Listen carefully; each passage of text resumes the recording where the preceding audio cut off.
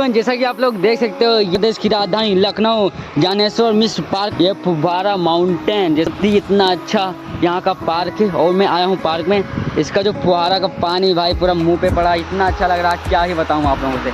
और कड़कती धूप में हम ब्लॉग को शूट कर रहे हैं, तो प्लीज़ आप लोग चैनल पर नए चैनल को सब्सक्राइब कर लो।